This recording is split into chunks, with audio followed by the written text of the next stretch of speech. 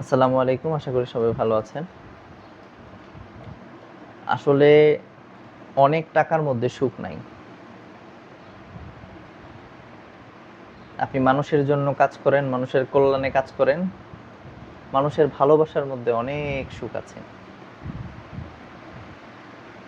আপনি একবেলা খাবার খান নাই, কিন্তু একটা মানুষ যখন আপনাকে অনেক বেশি সম্মান করবে, আপনার মন ভরে যাবে, পেট ভরুক আর না ভরুক। কিন্তু আপনার কাছে কারি কারি টাকা আছে, মানুষ আপনাকে সম্মান করে না, দেখলে সালাম দেয়, পিছনে আবার গালিও দেয়। এটা আপনি জানেন। তো ওইটাতে আসলে আত্মতৃপ্তি আসে না। আপনি তো রাতে ঘুমাতে পারেন না, তাহলে এই টাকা আপনাকে কি সুখ দিল? তো ওই টাকার চিন্তা বাদ দেন। আপনি যে দায়িত্বে আছেন সেখানে আপনাকে যতটুকু সম্মানই দিচ্ছে, এটা আল্লাহ বুঝে শুনে দিচ্ছে।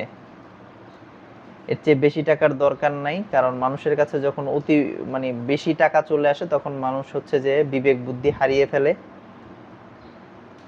তার বিবেক বুদ্ধি আর কাজ করে না, তার শুধুমাত্র খেয়ালই থাকে যে আরো টাকা দরকার, আরো টাকা দরকার। এক সময় তার টাকা কোথায় আছে, কি করবে, টাকা বেশি হয়ে গেল জ্বালা আছে ভাই। আমার কিছু দায় দেনা আছে, সেই ক্ষেত্রে আমি মাঝে মাঝে চিন্তা করি যে আমার কিছু টাকা ইনকাম করা দরকার, কিন্তু আবার যখন চিন্তা করি যে না, অনেক বেশি ইনকাম করব, তখন ওই জায়গায় গিয়ে আবার আমি থেমে যাই যে আসলে এরপরে আমি কি করব, এই টাকা আমার কি কাজে আসবে, কি করব এই টাকা দিয়ে।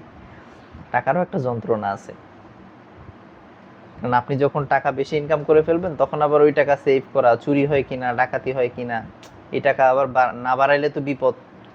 কারণ হচ্ছে যে যদি আমি টাকা জমা রাখি, তাহলে তো জাকাত দিতে দিতে আমার টাকা শেষ হয়ে যাবে, তাহলে এই টাকা কোথায় খাটানো যায়, এই যে একটা বড় রকমের পেরেশানি। তো এই জন্য হচ্ছে যে আসলে যতটুকু দরকার ততটুকুই ইনকাম করেন, বাকিটা হচ্ছে যে আখিরাতের জন্য কামাই করেন, কাজে আসবে। কারণ আখিরাতের জন্য যত বেশি কামাই করবেন তত বেশি ফায়দা, দুনিয়াতে যত বেশি কামাই করবেন তত বেশি জ্বালা।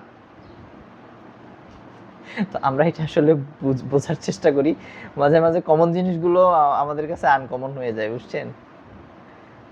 তো যাক, সবাই আল্লাহ তাআলা বোঝার তৌফিক দিক। সবাই ভালো থাকবেন। আসসালামু আলাইকুম।